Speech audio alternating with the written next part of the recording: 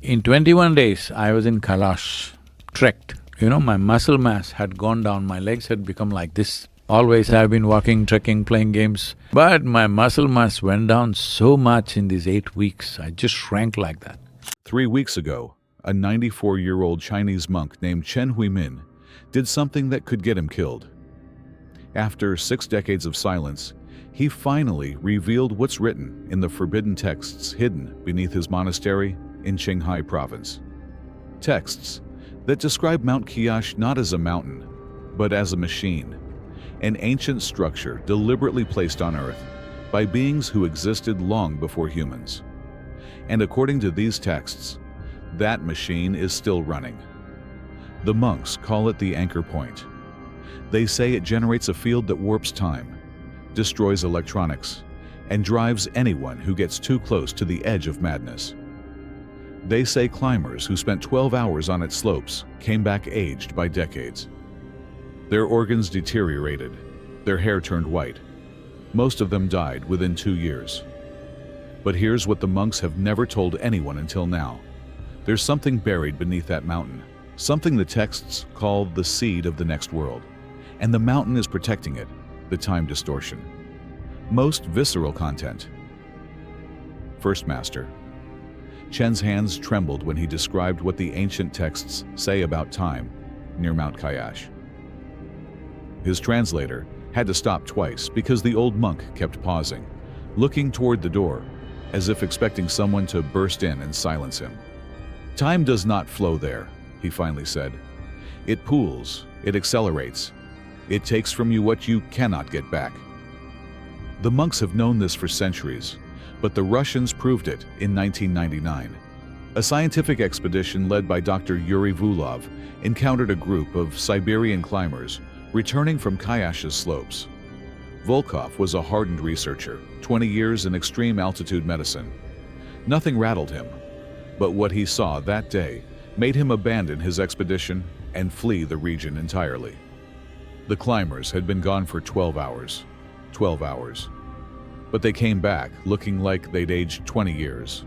Always I've been walking, trekking, playing games, but my muscle mass went down so much in these 8 weeks. I just shrank like that. Hair that had been jet black was now stree with gray. Beards had grown weeks longer than physically possible. Fingernails extended past their fingertips and their faces. Deep lines, sagging skin, the hollow look of men who had seen something that broke them. Volkov documented everything in a private journal that wasn't published until after his death. He wrote, "Their eyes were the worst, not frightened, empty, as if they had seen something that erased part of who they were. When we asked how long they had been on the mountain, they couldn't agree. One insisted it had been weeks. Another swore it was only hours. They became agitated, almost violent when we pressed them. And get this, Vulov ordered medical examinations of those climbers before they left the region. What he found defied everything medical science understands about the human body. Their organs showed deterioration consistent with men in their 80s. Cellular damage that should take decades had occurred in half a day. Blood markers indicated extreme biological stress, as if their bodies had lived through years of aging in a single afternoon. Within 2 years, every single one of those climbers was dead. Heart failure, organ collapse, conditions that don't happen to healthy men in their 30s. The only thing connecting them was those 12 hours on Mount Kailash. The monks weren't surprised when they heard this. According to Master Chen, the ancient texts specifically describe an influence zone extending 15 kilometers from the peak in all directions. Within that boundary, normal rules collapse. Time compresses, bodies age, and something watches to see how much you can endure before you break. Here's what makes this even more disturbing. Pilgrims have walked circuits around Kailash for thousands of years, believing that each circuit erases years of bad karma. They weren't speaking metaphorically. The texts describe literal time exchange. Walk the circuit and time shifts. Approach the summit and time accelerates violently.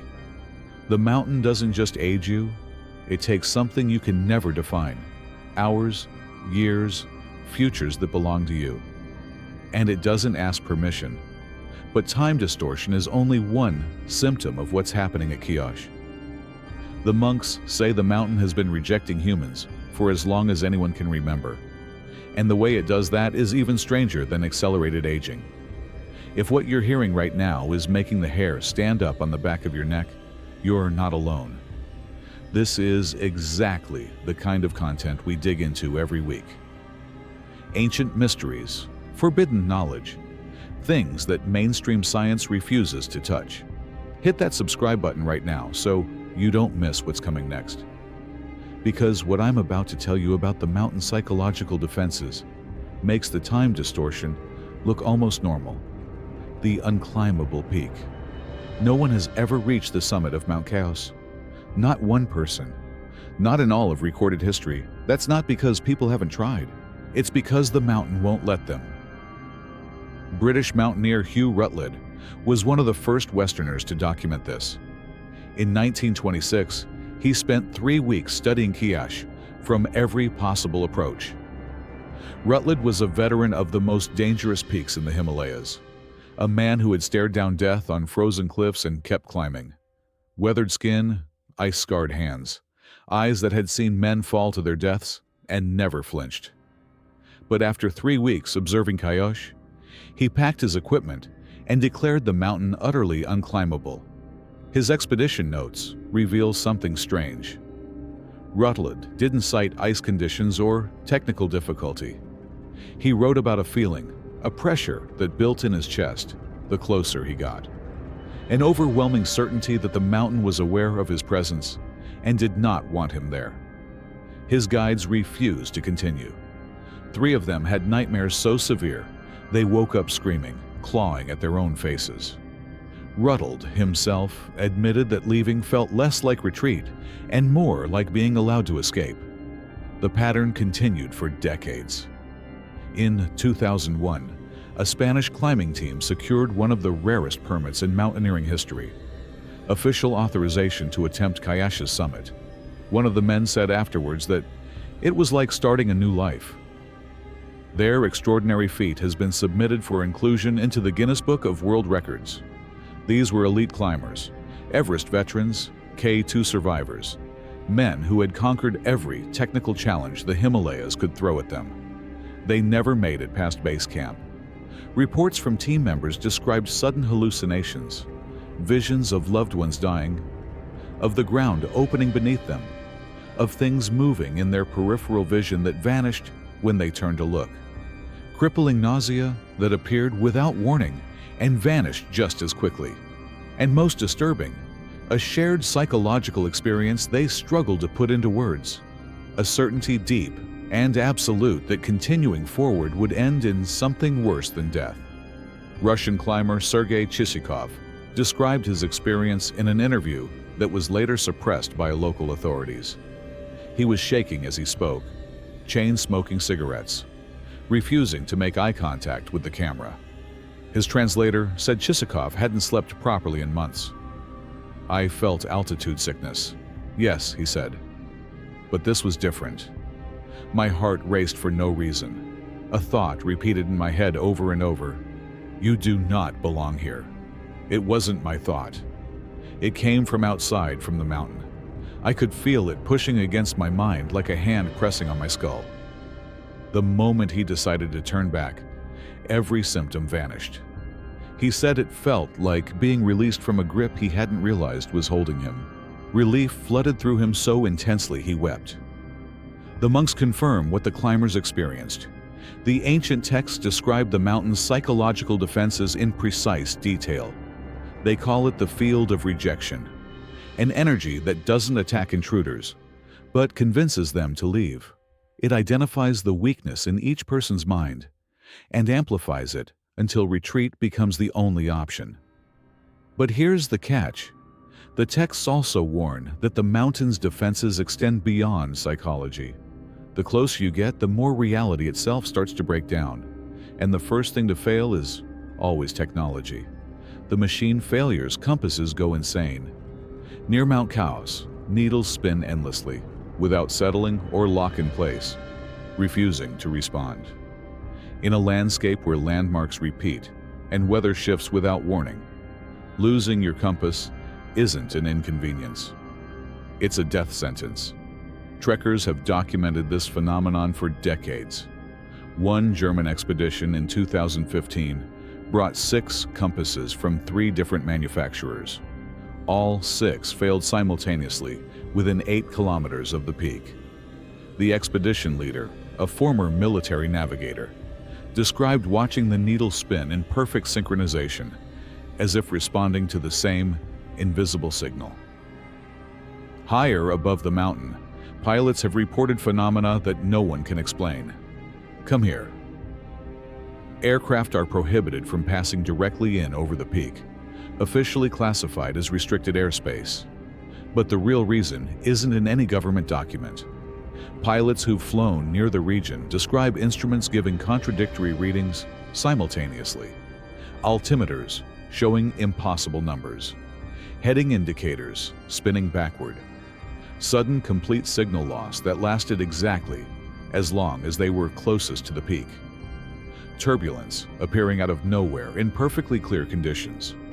Not the gradual buildup pilots expect, but instant violent shaking that stopped as abruptly as it started. Modern aircraft rely on redundant systems specifically designed to prevent multiple simultaneous failures. Near chaos, those systems fail anyway. One commercial pilot who requested anonymity said he's flown that route dozens of times. Every single flight, he said, something goes wrong that shouldn't be possible. My co-pilot and I don't talk about it. Neither does anyone else. But we all know drones add another layer of evidence. Documentary crews have attempted to fly unmanned vehicles near the slopes, hoping to capture footage of the summit that no human has ever seen. Most never made it far. Some lost signal and dropped straight from the sky like stones. Others returned garbled footage, images that looked corrupted, distorted, as if something had interfered with the data itself. Faces appeared in static. Shapes that shouldn't exist flickered across frames. Engineers examined these devices afterward and found no physical damage, no explanation for the failures. The machines simply stopped working within range of the mountain, then functioned normally once removed from the area. One technician reportedly refused to analyze any more cache equipment after the 3rd drone. He quit his job a week later. Master Chen nodded when we described these accounts. The texts predicted this. He said the anchor point generates a field that rejects what is artificial. The closer you approach, the stronger the rejection becomes. Your machines are not welcome there. Neither are you. And get this, the monks say the technology failures aren't random. They're targeted. The mountain somehow identifies what humans rely on to feel in control and systematically disables it. First navigation, then communication, then the devices themselves. By the time climbers realize what's happening, they're already disoriented, isolated, and fighting the urge to run. But the monks revealed something about cache that goes beyond defense mechanisms. Something that suggests the mountain isn't just protecting itself. It's watching, and it has eyes. The twin lakes, 2 lakes, sit at the base of Mount Kailash, separated by a narrow strip of land. They couldn't be more different. Lake Manasaravar is perfectly still, fresh water, mirror smooth even when wind howls across the plateau. At extreme altitude, when every other body of water locks into ice, Manasar refuses to freeze. Its surface remains calm, reflective, almost artificially serene. Beside it lies rock Shastal, saline, restless. Its water churns constantly, as if something beneath the surface refuses stillness. Travelers who stand between the 2 lakes describe feeling a boundary they can't see, a threshold between opposing forces. Master Chen's voice dropped when he spoke about the lakes. He glanced at his fellow monks before continuing, as if checking whether he should reveal what came next. The texts call them the mountain's eyes, he said quietly. Manasaravar watches the sky. Rakshastal watches what lies beneath. Together, They form a surveillance system that has operated for millennia. Nothing approaches Kailash without being observed. Nothing. At night, Manasaravar becomes stranger. Witnesses describe small points of light crossing the surface. Not reflections of stars, but independent sources moving in patterns that suggest intention. The water changes color from day to day, cycling through blues, greens, and occasional crimson hues that have no geological explanation. The land around the lakes shifts in ways that defy mapping. Pilgrims walking the ritual circuit speak of trails that fade and reappear between footsteps. Rocks that stand solid 1 hour and vanish the next. The terrain offers no collapse, no erosion, just a quiet refusal to remain consistent, as if reality itself becomes unstable. This close to the mountain, photographs taken at the lakes rarely match what witnesses remember seeing. Sounds travel wrong, arriving late, distorted, or not at all. But in terms of the volume and the variety that's been deposited in Kailash, it is the place. So this is why it is known as a Shiva. Even silence feels layered, echoes that never fully fade.